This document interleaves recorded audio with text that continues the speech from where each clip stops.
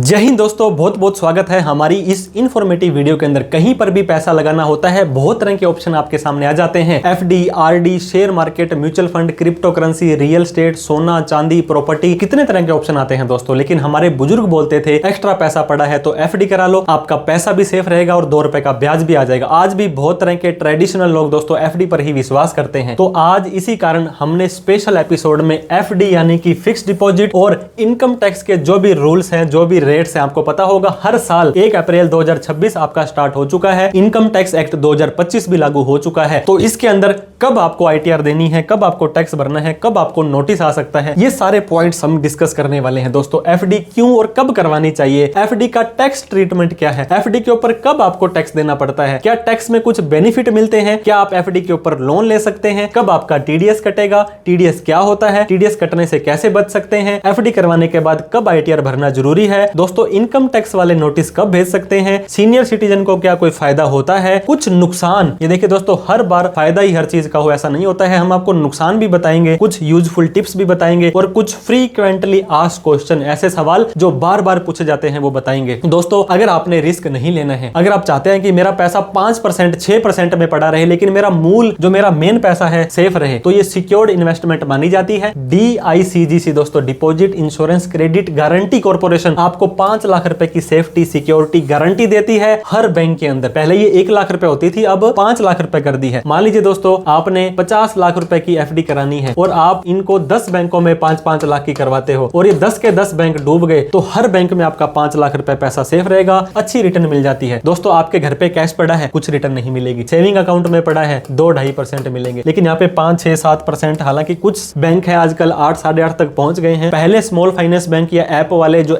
Bank है वो थोड़ा बहुत आपको दे देते थे और यहाँ पे 7 दिन से लेकर के 10 साल की आपकी मर्जी है। तो काफी अच्छा ये इन्वेस्टमेंट का प्लान दोस्तों माना जाता है। हालांकि अलग अलग व्यक्ति पर डिपेंड करता है। टैक्स की बात कर लेते हैं दोस्तों, टैक्स कब देना होता है। अगर आप कोई भी इनकम कमाएंगे तो सरकार कहती है आ जाओ भाई साहब टैक्स दे दो, अब तो जेल में आना पड़ेगा, जेल की रोटी खानी पड़ेगी। एक व्यक्ति ने 10 लाख रुपए की एफडी कराई, 6% ब्याज था तो पूरे साल में 60,000 का ब्याज मिल गया और साल खत्म होने के बाद 10,60,000 पे आ गए। तो अब उस व्यक्ति को टैक्स 10 लाख पे देना है, 60,000 पे देना है या 10,60,000 पे देना है, क्योंकि दोस्तों 10 लाख तो उसका खुद का ही पैसा था ना, उसको सिर्फ 60,000 पे ही टैक्स देना है। वो भी सीधा नहीं देना होता है, वो आपको फाइनेंशियल ईयर पूरे साल का देना होता है। 1 अप्रैल 26 से 31/3/27 की बात करें या 1 अप्रैल 2025 से 31/3/2026 की बात करें, दोनों साल के लिए आपके रूल सेम रहेंगे। फाइनेंशियल ईयर 26-27, टैक्स ईयर 26-27 या इससे पहले वाली आईटीआर जब हम भरने जाएंगे फाइनेंशियल ईयर 25-26 के लिए। इनकम टैक्स एक्ट 2025 भी लागू हो चुका है, तो सारे के सारे रूल सेम रहेंगे। आपको अपनी मार्च खत्म होने के बाद प्रॉपर आईटीआर भरनी होती है और सरकार को बताना होता है। एक व्यक्ति दोस्तों 5 तरह से इनकम कमा सकता है। हेड होते हैं सैलरी या पेंशन का, मकान दुकान फ्लैट से कोई किराया आ रहा है तो रेंट का, capital gain property, mutual fund, share market में दोस्तों, सेल परचेज, इंट्राडे, एफ&ओ की, पीजीबीपी में। इन चारों में जो नहीं आता है वो यहाँ आ जाएगा। सेविंग का ब्याज, एफडी का ब्याज, सीनियर सिटीजन सेविंग स्कीम का ब्याज या कोई भी पार्ट टाइम इनकम आती है वो आपकी यहाँ पे आ जाएगी। और जैसी आपकी इनकम वैसा आईटीआर का फॉर्म। दोस्तों ओनली एफडी का ब्याज है, long term, short term, gaming, crypto ये 2 भर सकते हैं, इंट्राडे, एफ&ओ 3 भर सकते हैं, बिजनेस की इनकम 4 भर सकते हैं। आईटीआर 4 पार्टनरशिप फर्म के लिए, 6 कंपनी के लिए और 7 ट्रस्ट के लिए है। तो आपकी तो सिर्फ 1 से 4 तक की सिलेक्ट करनी है। सरकार ने 2-3 साल पहले बोला था कॉमन आईटीआर आपको देंगे जिसमें आपको ज्यादा झंझट नहीं होगा, लेकिन आज की तारीख में वो कॉमन आईटीआर हमें तो दिखाई नहीं दी है। अब दोस्तों टैक्स की बात कर लेते हैं। मैंने आपको ऑलरेडी बता दिया था 1 लाख रुपए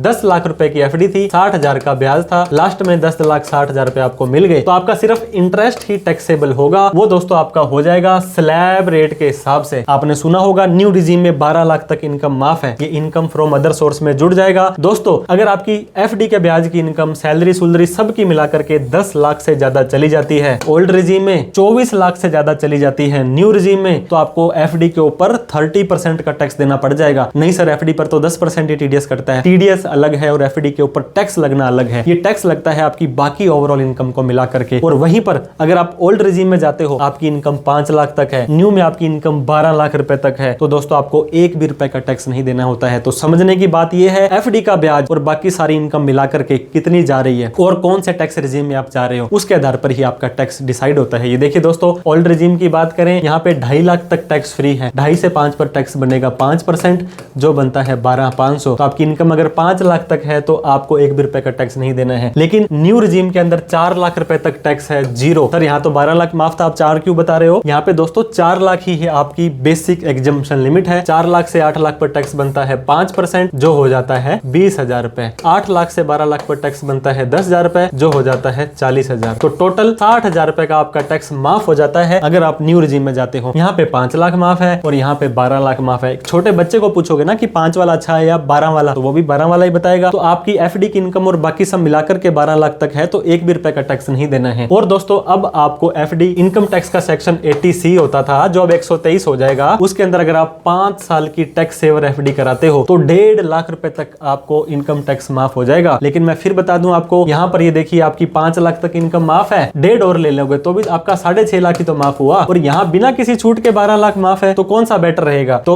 आजकल इसकी रेलेवेंसी बहुत कम हो गई है। यहाँ पर टैक्स सेवर एफडी वगैरह कोई नहीं कराता है। और इसमें मजे की बात दोस्तों, 5 साल के लिए पैसा रखना पड़ेगा और हर साल आपको छूट नहीं मिलेगी। जिस साल आपने एफडी कराई उसी साल ही छूट मिलेगी और उस पे जो ब्याज आएगा वो आपकी इनकम में ऐड हो जाएगा, उसके ऊपर भी टैक्स देना पड़ जाएगा। एक साल आपने करा ली और अगले साल अगर आप एफडी को तुड़वा देते हो तो दोस्तों इसके ऊपर आपको एफडी की इनकम में जुड़ जाएगा और इसके ऊपर भी आपको टैक्स देना पड़ जाएगा और इसके ऊपर आप लोन नहीं ले सकते हो। लेकिन यहाँ पे मैं आपको बता दिया 5 लाख रुपए प्लस 1.5 लाख रुपए 6 लाख रुपए माफ हो जाएगा, 6.5 लाख रुपए ओल्ड में। न्यू में आपका 12 लाख रुपए वैसे ही माफ है बिना किसी डिडक्शंस के, तो आप क्यों चक्कर में पड़ेंगे दोस्तों? अब आपको लोन की जरूरत पड़ेगी दोस्तों। आपने 10 लाख की एफडी सीधी करा ली 5 साल के लिए, आपने बोला अब तो बस मेरा पैसा पड़ा रहे, लेकिन अगले साल ही भगवान ना करे को जरूरत पड़ जाए तो दोस्तों एक सिक्योर्ड लोन गिरवी रख सकते हैं इस एफडी को और उसके ऊपर 90% तक का, 10 लाख की एफडी है तो 9 लाख तक का लोन उस पर ले सकते हैं। लेकिन माइनर की एफडी है जो 18 साल से कम है या 5 साल वाली एफडी है, उस पर लोन नहीं मिलेगा। इंटरेस्ट रेट बहुत कम होता है दोस्तों, 1%, 1.5% ज्यादा। मान लीजिए 6% एफडी पर आपको ब्याज दे रहे हैं तो 7% में आपको लोन दे देंगे। कोई प्रोसेसिंग चार्ज नहीं है, बैंक में एफडी तोड़ने की जरूरत नहीं है दोस्तों, जल्दी से जल्दी आपको मिल जाएगा। और इसको भरने के ऊपर भी आपको ऑप्शन है कि आप इकट्ठा भरें, किस्तों में भरें, जैसे भी भर दें। अब दोस्तों सरकार बड़ी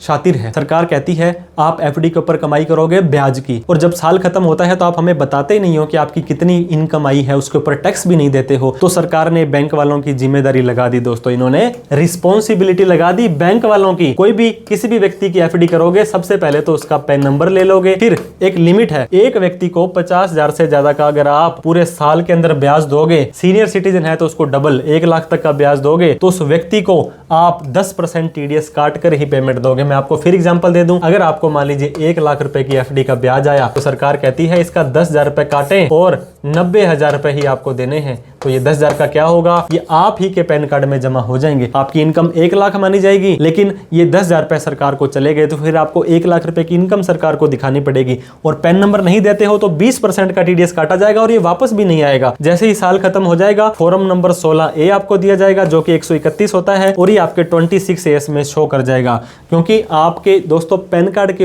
अगेंस्ट में जो भी आप ट्रांजेक्शंस करेंगे वो ऑनलाइन शो हो जाते हैं। तो टीडीएस काटने की ये जिम्मेदारी आ गई है उस बैंक वाले की कि आपका टीडीएस काटे जाए। सर मैं तो टीडीएस नहीं कटवाना चाहता क्योंकि मेरी इनकम तो 12 लाख से कम है और मुझे तो आईटीआर भी भरने की जरूरत नहीं है। तो दोस्तों अगर आपका 50,000 से ज्यादा का ब्याज है, सीनियर सिटीजन का 1 लाख से ज्यादा का है, लेकिन आपकी ओवरऑल इनकम 4 लाख से कम है, अगर आप न्यू रिजीम में जाते हो तो आप एक फॉर्म होगा, जादुई फॉर्म, जो दोस्तों 15G होता है 60 साल से कम वालों के लिए, 15H होता है 60 साल से ज्यादा वालों के लिए। लेकिन अब ये 15G और 15H 1 अप्रैल 2026 से बंद हो गया है। अब इसकी जगह आपको फॉर्म नंबर 121 देना पड़ेगा दोस्तों, चाहे सीनियर सिटीजन हो चाहे दूसरे हो। ये एक रिक्वेस्ट होती है, बैंक जी मेरी इनकम 4 लाख से कम है, मुझे आईटीआर भी नहीं भरनी है, तो मेरा क्यों टीडीएस काट रहे हो, मत काटो। तो वो नहीं काटेंगे। लेकिन 60 साल से कम वाले जो हैं वो सिर्फ 4 लाख रुपए तक की इनकम पर ही फॉर्म दे सकते हैं। क्यों? क्योंकि 4 लाख के बाद में आपको आईटीआर भरनी मैंडेटरी हो जाएगी। हालांकि 12 लाख रुपए तक इनकम पर टैक्स आपको नहीं लगता है, लेकिन अगर आप एक सीनियर सिटीजन हैं तब दोस्तों आप 12 लाख रुपए तक की इनकम है तब भी ये फॉर्म 121 दे सकते हैं। तो सर मैंने एफडी करा ली तो क्या मुझे आईटीआर भरनी पड़ेगी? दोस्तों आईटीआर भरनी तभी जरूरी है अगर आपकी ग्रोस टोटल इनकम, पांचों हेड की इनकम को मिला करके, अगर आप ओल्ड में जाते हो तो 2.5 लाख से ज्यादा है 60 साल से कम वाले के लिए, 3 लाख से ज्यादा है 60 से 80 और 5 लाख से ज्यादा है 80 से ज्यादा वालों के लिए। अगर आप न्यू में जाते हो, आपकी इनकम मान लीजिए एफडी पर लाख रुपए का ब्याज आया, लाख रुपए की पेंशन आई, 2 लाख रुपए का आपको किराया आ गया 3 लाख रुपए, 50,000 रुपए और इनकम आ गई तो 3.5 लाख रुपए हुआ। आपकी 4 लाख से कम है तो दोस्तों आपको ITR नहीं भरनी है। लेकिन अगर आप 10 लाख से ज्यादा की FD कराते हो तो ये सूचना वो बैंक वाले इनकम टैक्स को दे देंगे और इनकम टैक्स वाले आपको 4 साल तक नोटिस भेज सकते हैं। तो आप 4 लाख से ज्यादा इनकम पर ITR भरें, 10 लाख से ज्यादा की FD है तो नोटिस से बचने के लिए ITR भरें, और TDS कट गया है तो उसको रिफंड लेने के लिए ITR भरना सुनिश्चित करें। तो दोस्तों नोटिस की मैं बात कर रहा था, 10 लाख से ज्यादा की FD एक साल में, एक फाइनेंशियल ईयर में, ये देखिए, और एक बैंक के अंदर जितने भी आपके, वैसे तो पैन कार्ड हर बैंक में आपका लगा हुआ है लेकिन रिपोर्टिंग अलग अलग बैंक में की जाएगी। मान लीजिए दोस्तों 3 बैंकों में आप 9-9 लाख की FD कराते हो तो ये तीनों बैंक वाले ही इनकम टैक्स को सूचना नहीं देंगे, लेकिन उसका ब्याज तो ऑनलाइन शो होगा। अब इनकम टैक्स वाले चेक करेंगे इस व्यक्ति ने ITR भरी या नहीं भरी। अगर नहीं भरी तो आपको आप बता देंगे कि मेरी इनकम 4 लाख से कम थी, मेरा खुद का पैसा था, तो आपको कोई दिक्कत वाली बात नहीं है। तो दोस्तों अगर आपने ITR नहीं भरी तो आपको 101% नॉन फाइलिंग का नोटिस आएगा। ये आएगा आपको दोस्तों 4 साल तक, जो आपका साल खत्म हुआ है 31/3/26 के साल में FD कराई है तो 31/3/30 तक, उसके बाद भी 3 महीने का टाइम ले लेते हैं, और 6 साल तक आ जाएगा अगर आपकी FD की अमाउंट 50 लाख से ज्यादा है। तो हम दुआ करते हैं भगवान से ऐसा कोई नोटिस ना आए, लेकिन आप प्रिपेयर होकर के चलें। अगर ITR भरने से ही आपके नोटिस का बचाव हो जाता है तो ये बहुत अच्छी बात है दोस्तों। फिर डिपार्टमेंट आपसे पूछेगा, मैंने आपको बता दिया ना कि आपको जस्टिफाई करो, आपने ये 20 लाख की FD कराई थी, आप बोलोगे कि सर मैं रिटायर हुआ था, उसका पैसा था मेरा, मैंने खुद की कैपिटल थी, मैंने गिफ्ट लिया, मैंने लोन लिया, अगर कोई दिक्कत नहीं है। अगर आप नहीं बता पाते हो दोस्तों तो वो सारी की सारी अमाउंट को आपकी इनकम मान करके 83% तक का टैक्स लग जाएगा। मान लीजिए 10 लाख की FD थी तो 8-9 लाख रुपए तक आपको उस पर टैक्स देना पड़ सकता है। तो ऐसा ना करें, आप बचाव करके रहें। सीनियर सिटीजन लोगों को आपको पता होगा दोस्तों, जब भी आप FD कराते हैं 0.5%, कई बैंक वाले 80 पैसे, 1 रुपए तक का ज्यादा ब्याज देते हैं, और इनकम टैक्स का सेक्शन 80 TTB जो दोस्तों 50,000 रुपए तक की छूट देता है। लेकिन मैं फिर बता दूं, ये सिर्फ ओल्ड रिजीम में मिलेगी। ओल्ड रिजीम में 5 लाख वैसे माफ है और 50,000 की ये छूट ले लोगे तो 5-50 हो गया। न्यू में आपको सीधा ही 12 लाख रुपए माफ है, तो क्यों आप छूट के चक्कर में पड़ेंगे। आजकल ये चीजें इरेलीवेंट हो चुकी है, लेकिन कुछ डिसएडवांटेज अब बताएंगे। ऐसा नहीं होता है कि हर चीज के फायदे ही फायदे होंगे, नुकसान बताने भी जरूरी है दोस्तों। आपका पैसा लॉक हो गया, 5 साल की FD करा ली तो आप अपने बैंक में FD के पैसे को हाथ नहीं लगा सकते हैं। लगाना पड़ गया, पैसे की जरूरत पड़ेगी तो prepayment charges, penal interest देना पड़ेगा दोस्तों। खुद के पैसे को यूज करने के लिए पेनल्टी देनी पड़ेगी। कोई फ्लेक्सिबिलिटी नहीं है दोस्तों। आपका लो इन्वेस्टमेंट के ऊपर रिटर्न होता है। आपको पता होगा शेयर मार्केट के अंदर, म्यूचुअल फंड में, क्रिप्टो करेंसी में, रियल एस्टेट में चांदी 4 लाख रुपए तक जाकर के आ गई। रिस्क ले सकते हो तो अच्छी बात है दोस्तों। आपका इन्फ्लेशन, महंगाई दर की एक चिड़िया होती है। आज पेट्रोल आपको 100 रुपए में मिल रहा है, क्या 1 साल बाद 100 में ही मिलेगा? मान लीजिए 110 में मिलेगा, लेकिन आपकी 100 वाली FD थी 5% के हिसाब से तो 105 की हुई, फिर तो यहाँ पे 5 रुपए का आपको नुकसान हो गया। तो ये इन्फ्लेशन को भी बीट नहीं कर पाता है। तो सिर्फ 5 लाख रुपए ही सेफ है। कुछ हो जाता है, बैंक डूब गया तो एक बैंक आपको 5 लाख ही देगा। TDS कट गया आपका, TDS का रिफंड लेना है तो आपको 1 साल तक का वेट करना पड़ेगा। ITR भर दी, उसके बाद में प्रोसेसिंग का आपको वेट करना पड़ेगा। इस चीज का आपको ध्यान देना है दोस्तों। अब क्या करना है, जितनी भी FD कराएं उसका सोर्स जरूर रखें। मैंने 10 लाख की FD कराई थी, 5 लाख की कराई थी, 20 लाख की कराई थी, लेकिन ये पैसा मेरे पास यहां से आया था। सैलरीड पर्सन हो तो अपने नाम से ना कराओ दोस्तों। आप मान लीजिए सैलरी पर 30% ऑलरेडी टैक्स दे चुके हो, अब उसी अमाउंट को FD में कराओगे तो फिर आपको उस पर टैक्स देना पड़ जाएगा। तो आप क्या कर सकते हैं, मनी दोस्तों आपकी है, आप अपने पेरेंट्स को ट्रांसफर कर सकते हैं। मदर, फादर, वाइफ को ना करें दोस्तों, क्योंकि वाइफ के ऊपर क्लबिंग लगती है। 18 साल से कम के बच्चे के नाम ना करें अगर क्लबिंग ऑफ इनकम से बचना है तो। और इसके साथ में ही दोस्तों आप अपनी अमाउंट को 10 लाख से कम कर रखेंगे तो इस सूचना इनकम टैक्स में नहीं जाएगी। हालांकि 1 भी रुपए का ब्याज अगर आप लगाते हैं तो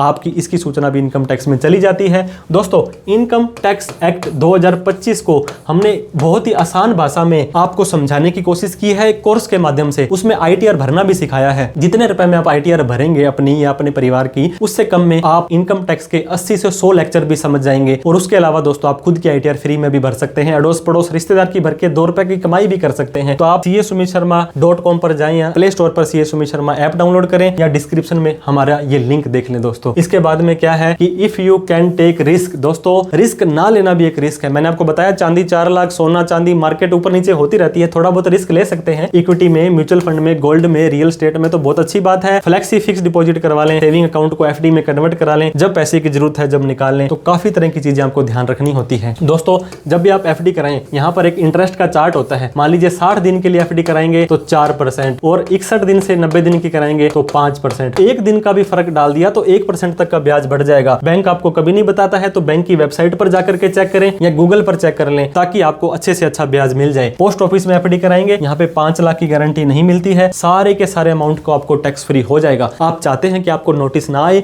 10 लाख से कम एक बैंक में एफडी कराएं। आप चाहते हैं कि आपका टीडीएस ना कटे, तो इतनी एफडी कराएं कि 50,000 से कम का एक बैंक के अंदर ब्याज आए। इसके अलावा दोस्तों कुछ FAQ, एफडी का जो इंटरेस्ट है, एक व्यक्ति बोलता है कि सर मैंने 5 साल की एफडी कराई है, तो क्या मुझे 5वें साल में एफडी के ऊपर ब्याज देना है, टैक्स देना है? नहीं, हर साल आपकी इनकम में जुड़ेगा। आप अपने 26 AS को, AIS को और TIS को जरूर चेक करें, वहां पर आपके डेटा बोल जाएगा। नहीं तो बैंक से आप फॉर्म नंबर 16A, जो नया फॉर्म 131 हो जाएगा, वो भी दिखाई देता है। तो ये दोस्तों आप अपना AIS में, TIS में, 26S में, इंटरेस्ट सर्टिफिकेट में 16A नंबर फॉर्म में जो 131 हो जाएगा उसमें दिखाई देगा। तो उस हिसाब से ही आपको ये करना है। एफडी कितने टाइम की मैं करा सकता हूं सर? 7 दिन से लेकर के 10 साल की एफडी कराएं, कोई दिक्कत वाली बात नहीं है। लेकिन पोस्ट ऑफिस में 1 साल, 2 साल, 3 साल और 5 साल की ही एफडी होती है। तो ये डिपेंड करता है। कुछ स्पेशल एफडी भी देते हैं, 444 दिन की, 555 दिन की, उसको भी आप देख सकते हैं। एफडी कैसे करवा सकते हैं? अगर बैंक अकाउंट में पैसा पड़ा है तो ऑनलाइन जमाना है, इंटरनेट बैंकिंग से, मोबाइल बैंकिंग से करा लें। बैंक में जाना चाहते हैं तो काउंटर नंबर 4 पर आपको जाना पड़ेगा, वहां से भी करवा सकते हैं। तो दोनों के दोनों ऑप्शन आपके पास में होते हैं। अगर एफडी को समय से पहले तुड़वाते हैं तो दोस्तों आपको प्री पेनल्टी देनी पड़ेगी, जो आधा %, 1%, 1.5% तक हो सकता है। तो इसकी बजाय इसी एफडी को गिरवी रख करके आप उसके ऊपर लोन भी ले सकते हैं। नॉमिनी जरूर ऐड करें दोस्तों, खुदा ना खास्ता अगर कुछ हो जाता है तो कागज बहुत कम लगाने पड़ेंगे, आपकी नॉमिनी के अकाउंट में वो पैसा ऑटोमेटिक आ जाएगा। 18 साल से कम के बच्चे के नाम, बच्ची के नाम एफडी तो करा सकते हैं। लीगल गार्जियन होना बहुत जरूरी है और इसकी इनकम उसके पेरेंट्स की इनकम में ही इनकम टैक्स में, क्लबिंग ऑफ इनकम में जुड़ने वाली है। एफडी दोस्तों 1000 पैसे लेकर के 1 करोड़, 3 करोड़ तक की कितनी भी कराएं। जैसे आपका साल खत्म होगा, वैसे तो हर 3 महीने बाद आपको फॉर्म नंबर 16A जारी होगा और आप इन 4 बार 16 नंबर 16A मिलेगा आपको, वो आपके फॉर्म 26AS में, ASTS में शो हो जाएगा। तो उसको भी आप प्रॉपर क्रॉस वेरीफाई करें। दोस्तों जाते जाते एक क्विज, एक व्यक्ति जिसकी सैलरी की इनकम थी 15,75,000 रुपए और यहाँ पर 75,000 की स्टैंडर्ड डिडक्शन मिल जाएगी, 15 लाख रुपए की इनकम रहेगी। उसके अलावा एफडी का ब्याज आया था 1 लाख रुपए का। तो दोस्तों ये न्यू टैक्स रिजीम में व्यक्ति जाना चाहता है। न्यू टैक्स रिजीम में क्या है? 4 लाख तक तो माफ है, 4 लाख से 8 लाख पर 5% है और 8 लाख से 12 लाख पर 10% है, 12 लाख से 16 लाख पर 15% है, 16 से 20 पर 20% है। तो इस एफडी के ऊपर कितना टैक्स उसको देना पड़ेगा? बाकी चीजें सब ठीक है, सिर्फ एफडी का मुझे बता दो। New tax regime financial year 25-26 और फाइनेंशियल ईयर 26-27 के हिसाब से। दोस्तों कोई भी डाउट, क्वेरी, क्वेश्चन रहता है तो कमेंट करें। आपके पर्सनल सीए जरूर होने चाहिए जिनसे आप कभी भी कुछ भी पूछ सकें कि सर मैं ये काम करना चाहता हूं, ये नहीं, ऐसा कोई केस नहीं है तो कॉल, मैसेज, व्हाट्सएप करें। प्रॉपर रिकॉर्ड रखें। साल खत्म होने के बाद AIS, TIS और 26 चेक करें। आप अपनी ITR भरें, कोई दिक्कत नहीं आएगी। Thank you so much for watching this video. जय हिंद, जय भारत।